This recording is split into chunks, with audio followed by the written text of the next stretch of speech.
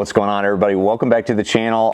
Tonight I'm getting ready for the first Toyota Series event in the Central Toyota Series division, and we're out on Lake Guntersville. The opener it's starting with a bang because there's 320 boats in this tournament. This is actually probably the biggest tournament I've ever fished, biggest five fish tournament I've ever fished as far as the number of boats, and so that'll be interesting. Guntersville, though, is actually a pretty good lake to have that big of a field, because if you're going to have that big of a field, they can really spread out on Guntersville. There's also going to be areas that are just going to be crawling with boats, but I don't know of any lake that gets more pressure than Lake Guntersville, so I think she can handle it. And this tournament is held all during the weekdays, so it starts tomorrow, Tuesday, and ends Thursday, so we're not going to get any of the weekend traffic, so I think it's going to work out just fine.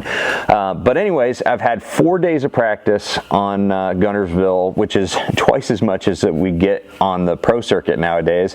So I was feeling a little weird out there practicing for 4 days, and I'm not sure that I could have found anything more in the last 2 days than I found in the first 2 days. So we'll find out. But overall practice was a grind. I mean, I feel like I'm going to say that a lot. You know, during the pre-spawn, it's really not a numbers game. You're generally not catching a ton of fish, but the quality is there. I mean, for the first 3 days, my smallest fish was 3 pounds here, but I only caught 4 fish the first day, 4 fish the second day, 4 fish the third day, and 3 fish today. And all of them have been, you know, fairly good weights for not even catching a limit, but the number one priority is getting bites. If you can get 6 or 7 keeper bites a day, they're probably going to compile a pretty large bag.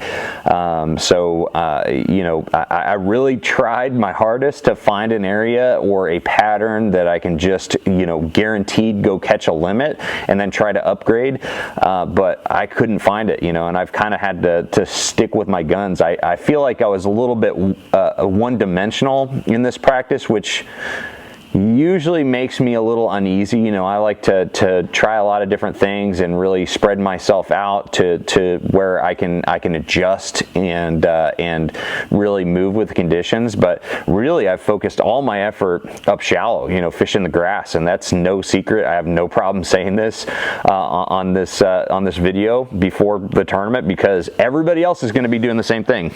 There's not going to be any shortage of chatterbaits and lipless crankbaits running through eelgrass and all types of grass, because that's the predominant pattern this time of year, and there's, you know, fish in there. But I'll tell you one thing that really concerned me today is, and I didn't even catch a limit until, or I didn't catch a limit at all. I didn't even catch my first fish until 1 o'clock today.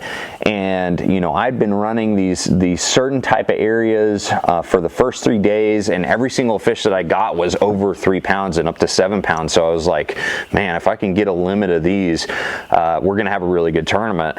And they ended up dropping the lake like over a foot today. They started it yesterday and I didn't really notice it, but today I really noticed it. You know, I started looking at the docks and I was like, man, it looks low. And then I looked at my TVA app and they definitely just dropped it out. And I think what they were doing is they were anticipating the rain. It's actually stopped right now, but it's going to rain all through the night. So I think they were dropping it down to accommodate, you know, the extra water flow that's going to happen. So whatever they did, or, you know, even if that wasn't the factor, all those areas that I was catching those fish in were completely dry. And I tried relocating them. You know, I fished slightly deeper water, tried different techniques, and never could relocate them again. So I was a little bit worried, and so I had to kind of, you know, flip the switch and try something different, you know, in the afternoon today. I ended up finding, you know, a little deal that hopefully will get me on the right foot foot on the right track, catch a few keepers. We'll see.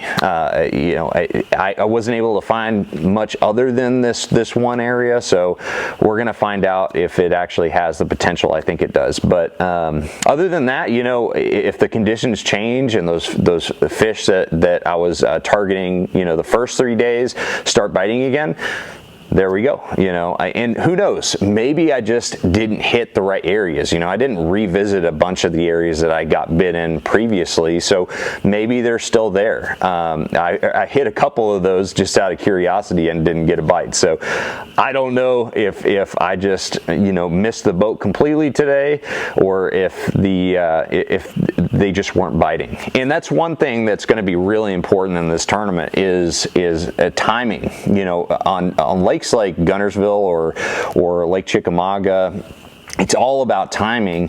And man, you could run through the juice early in the morning and not get a bite, and then come in the afternoon and load up the boat. So I'm going to definitely keep that in mind and try not to get discouraged, but it is going to be a grind, that's for sure. But anyways, I want you guys to follow me throughout the tournament.